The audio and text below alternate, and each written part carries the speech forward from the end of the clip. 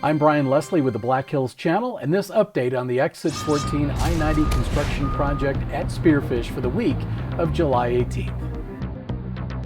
A lot to cover in our report this week, but first a quick overview. The traffic switch for the eastbound off-ramp is scheduled to take place this week.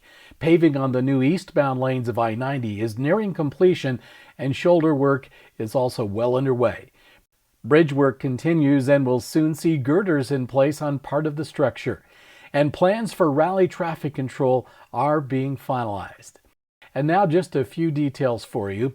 This week a traffic switch will happen for travelers eastbound that want to get off at exit 14.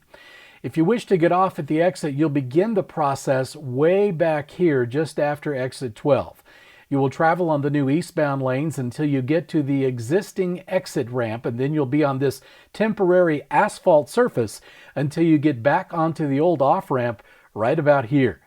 Now the reason for this is so they can then begin tearing up the old off-ramp in this area so that they can complete the paving of the eastbound lanes from here to here. And this is very important because both sides of the interstate through the construction zone will be open come rally time. I asked South Dakota Department of Transportation project engineer Adam McMahon about rally traffic concerns. We're going to have all lanes open for the rally, so the completed eastbound lanes will be open, and we'll also have both lanes westbound open. And then Colorado and 27th will have at least one lane each direction. We'll be opening up some turn lanes again before the rally, and all the on and off ramps, all of those will be open before the rally as well. There's still a lot to get done, so that they're not getting back off on that schedule at all. They know they got to push to get everything done, but they're right on schedule to have everything done and open before the rally. Now, the DOT and contractors have held planning sessions to prepare traffic flow for the rally. These plans will at times include flaggers. We're going to have more on this next week. We'll have a map showing the rally traffic flow, signals, stop signs, and where flaggers will be positioned. Well, you probably noticed last week a major stretch of the eastbound I-90 paving was completed. Right here, the crews were working under the existing 27th Street Bridge. Now the pavers, we thought this was interesting. They kind of work in a process called slip-form paving. It was invented back in the 1950s during the Eisenhower administration when the Interstate Highway Act went into effect. Slip-form paving involves three machines. The first one here is the placer spreader. The second is the paver, and the third is the texture cure machine. So concrete is delivered by dump trucks into the conveyor of the placer spreader, as you can see. And this is pretty dry concrete. They call it low slump. And the reason is so that it stands up well and can hold its shape quickly as the paver moves along. The placer spreader puts a metered amount of concrete in front of the paver in order to create a 10-inch thick slab of concrete for all of us to drive upon. So the spreader operator has to work closely with the forward speed of the paver, which follows right along.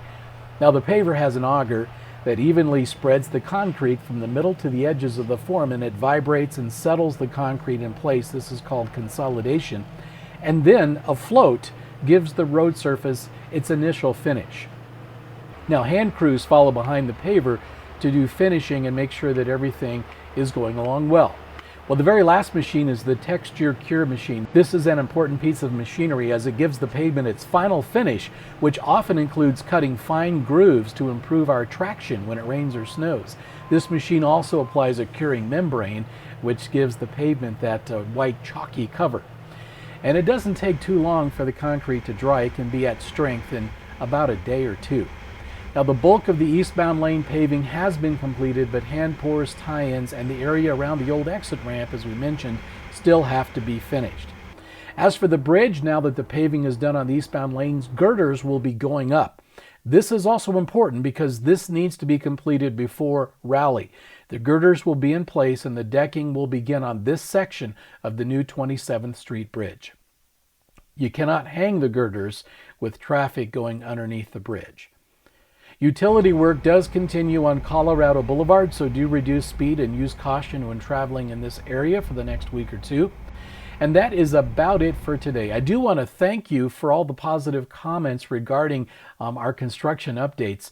And if you do have a question about the project that you'd like to see answered, just send me an email, brian@westernskymedia.com, or just leave a comment in the box below the video if you're watching this on the Black Hills Channel YouTube page. Also, look for more videos coming to blackhillschannel.com, plus our special new project, Black Hills Superfan, that will be coming along very soon.